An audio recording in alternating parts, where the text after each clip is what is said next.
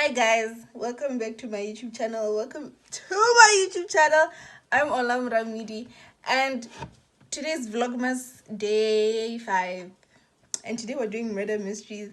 And I feel like this would have been better if it was Halloween, but this is my channel, so I'll do whatever I want. I want to be doing murder mysteries while my sister does my hair.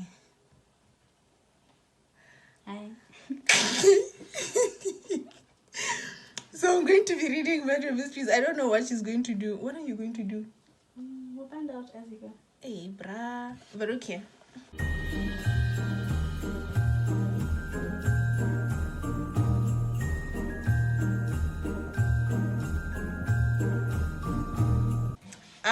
We are reading. What is this? The Black Dahlia Murder. Ooh, okay. I think I'll put a picture of. I think her name is Dahlia. I don't know. I'll put a picture. I haven't read the story, so I obviously don't know. And then we'll go with the flow. I can see myself in the mirror. There's a mirror right here, so I can see what she's doing. So I'll be getting my reactions to both the story and my hair. On January 15, 1947, the remains of 22-year-old Elizabeth Short, aka the Black Dahlia, were found on the block of in Los Angeles. The body was cut in half and so pale and drained of blood that the woman who found the body mistook it for a mannequin at first. The body was cut with surgical precision, leaving no trauma to internal organs and bones. This was a professional. Her face was also cut from her mouth to her ears, leaving an eerie permanent smile. There was no blood on the ground, making it believed that the body was moved after she had been murdered.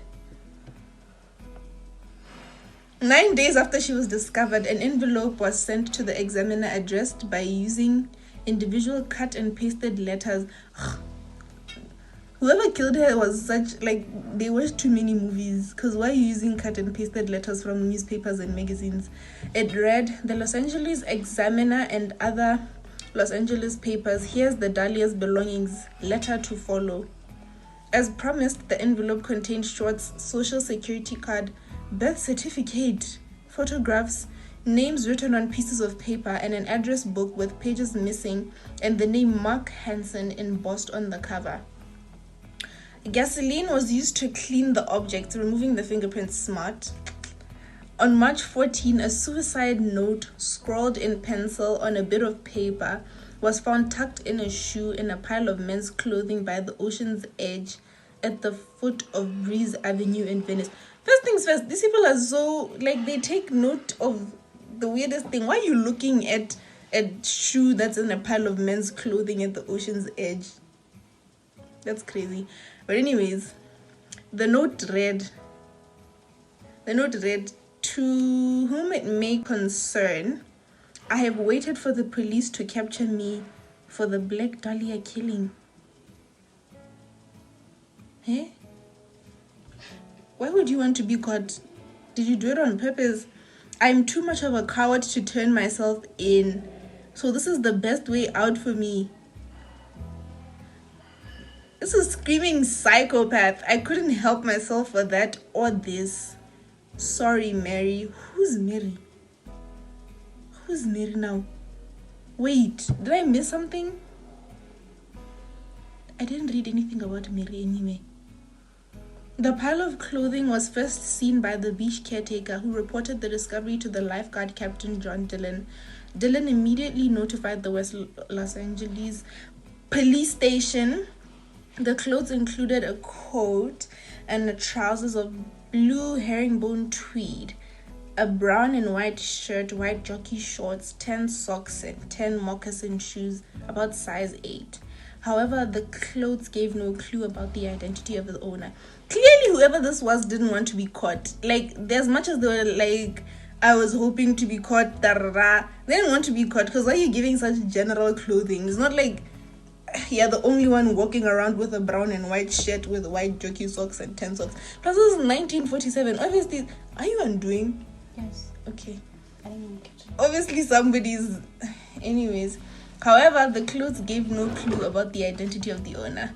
Although many suspects were named, no authorities were able to identify the Black Dahlia's killer. And the mystery has gone unsolved for over 70 years. By this time, the killer is probably dead themselves. Like, why you... This was true. Yes, it's true. It actually happened. It actually happened. That's crazy. Should I read another one?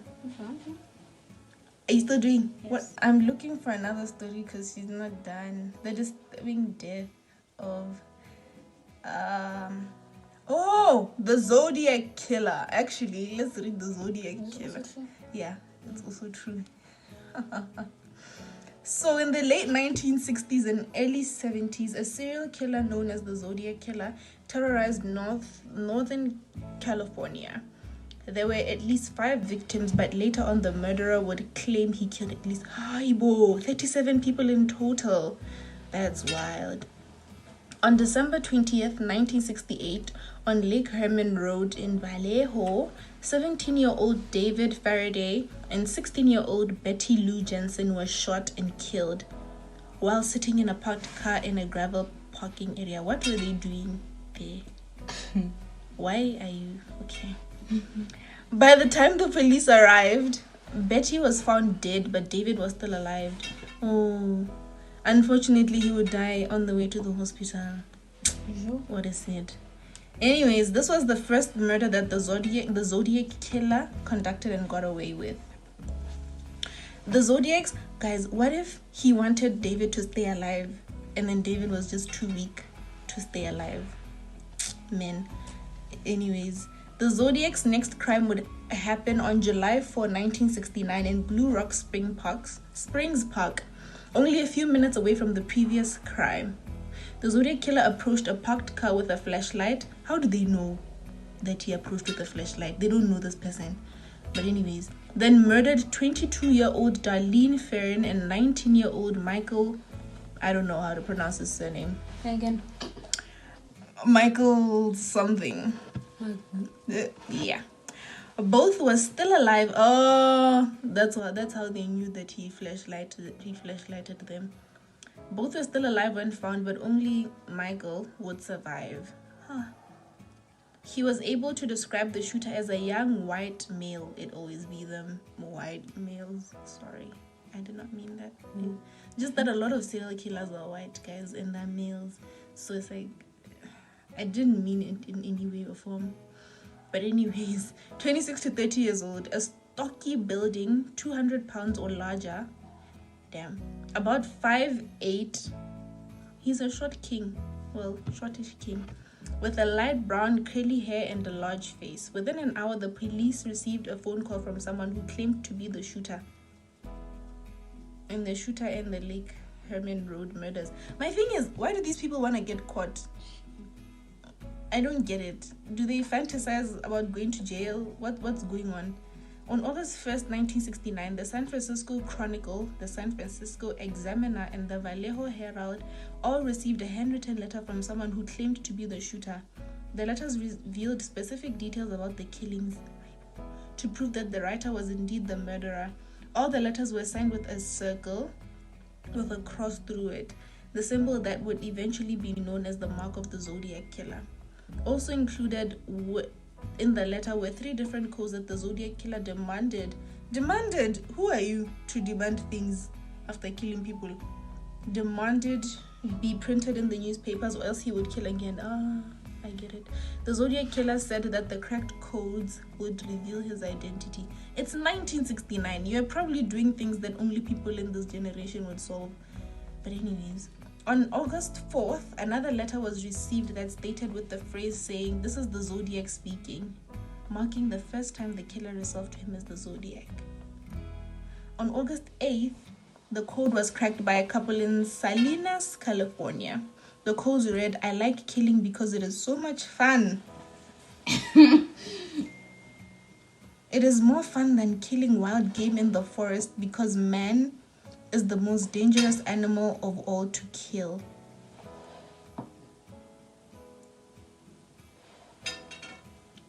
Something gives me the most thrilling experience. It is even better than getting your rocks off with a gun. The best part of it is that when I die, I will be reborn in paradise, and those I have killed will become my slaves. Excuse me? What is going on? This person is crazy. Nigga, we are shooting a video. You're making noise. And you should go. I'm gonna cut that out. The best part of it is that I will become slaves. I will not give you my name because you will slow down or stop my collecting of slaves for the afterlife. Heaven. This man, after claiming 3 more lives and causing nationwide terror, the Zodiac Killer wrote his final letter on January 29th, 1974, concluding the letter with a new score: me 37, SFPD 0. The true identity of the killer has never been found.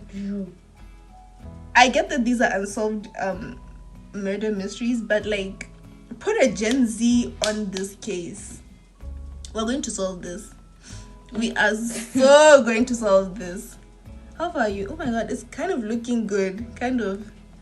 Well, the part that I can see. I don't know about the other parts. I don't know what's going on in my head, guys. I don't know. Hey, bruh. What is the concept we're going with? What is happening? Hi. I don't know either. Anyways, let's read the last one as we wrap up. What's like this? But anyway. The mysterious death of Tupac Shakur. It's not mysterious anymore. Well, we have solved it.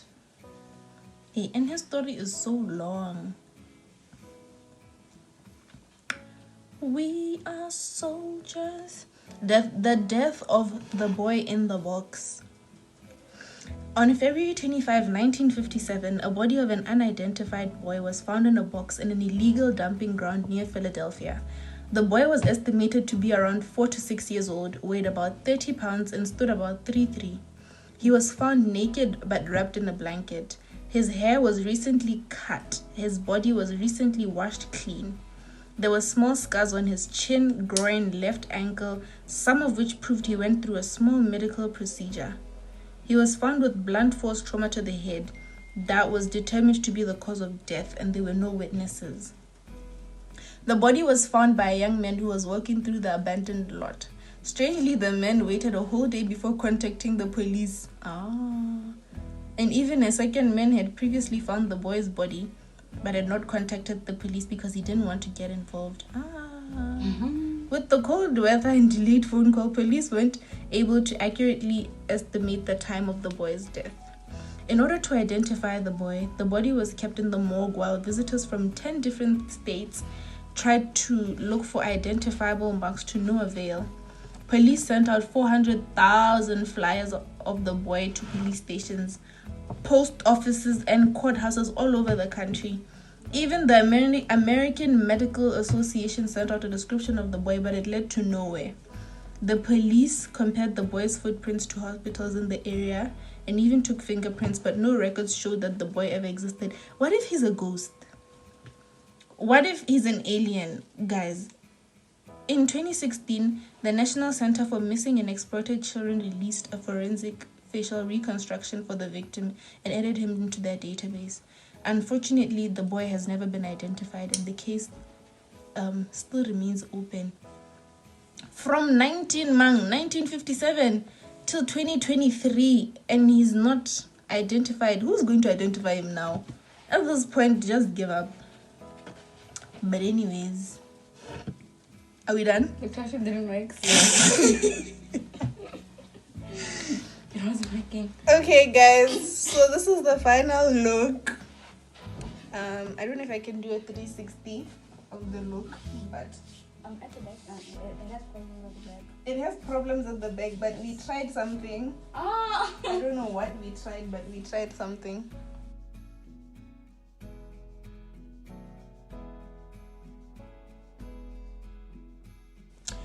So that's the final look, guys, and those are the murder mysteries. I'm kind of intrigued now. I want to like go on a deep dive and read more murder mysteries by myself. Cause like what? These are crazy. These are so crazy. But anyways, don't forget to like, comment, share, subscribe, do all the beautiful things for my beautiful face and your beautiful face. And I'll see you guys in the next video. Bye. Not like they can see you. No, I was just thinking. Well, yeah. Anyways, bye guys.